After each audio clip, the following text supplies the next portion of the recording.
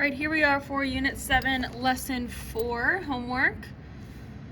We are dividing exponents that have the same base, so whenever we're doing that, we will be subtracting their exponents. So that is the rule for this homework. So number 1, y is 10 to the 15th over 10 to the 4th equal, sorry, a little mix up in the words, equal to 10 to the 11th power.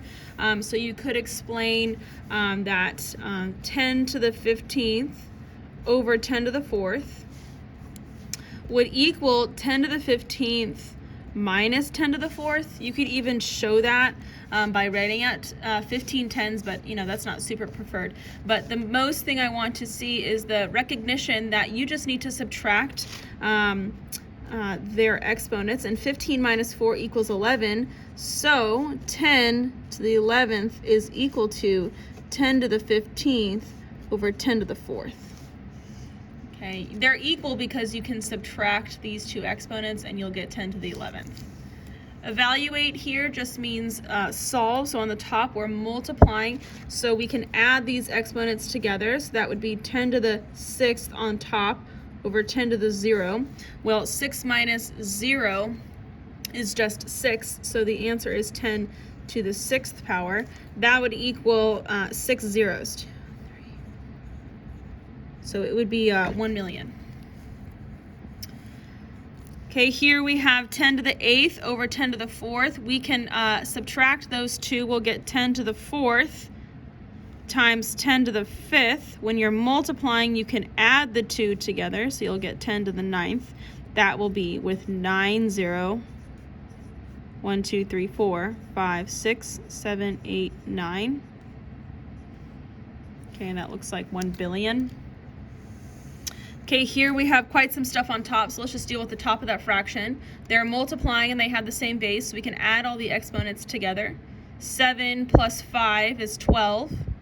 Plus 3 is 15, so we have 10 to the 15th over 4 plus 6. We can add those exponents together. That's 10 to the 10th.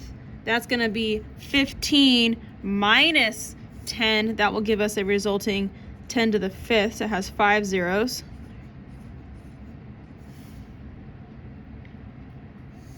Okay. Here we know that when we have power of powers, we can multiply the two exponents together. So 7 times 2 will give us an exponent of 14. Then we'll have 4 times 3. That will give us an exponent of 12. Now we can subtract these exponents because they're being divided. So 14 minus 12 is an exponent of 2, which would equal 100. 2 zeros. Fill in the box with an exponent that will make the equation true. So we're just looking for what number can we put here that when we subtract these two, we'll get 5. Okay, well, I know that 10 minus 5 equals 5. All right, students, we're told to skip number 4, and we're looking at number 5, which has a little bit of volume review. So we have a cylinder. So I'm just going to draw a cylinder here. Okay, the height is 4 inches. Okay, and the diameter is 10. Diameter goes all the way across. Use 3.14 to approximate your answer. Include correct units, so they're inches. All right, the volume formula for cylinder is pi r squared times h. Okay, so I can plug in, so I have pi. The radius, be careful, it is not 10, that's the diameter. The radius is half of that, so it's 5 squared times the height, which is 4.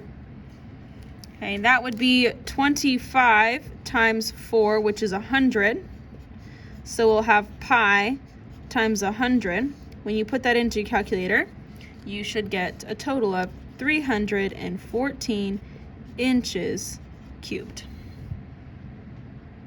All right, and there is our homework, Unit 7, Lesson 4.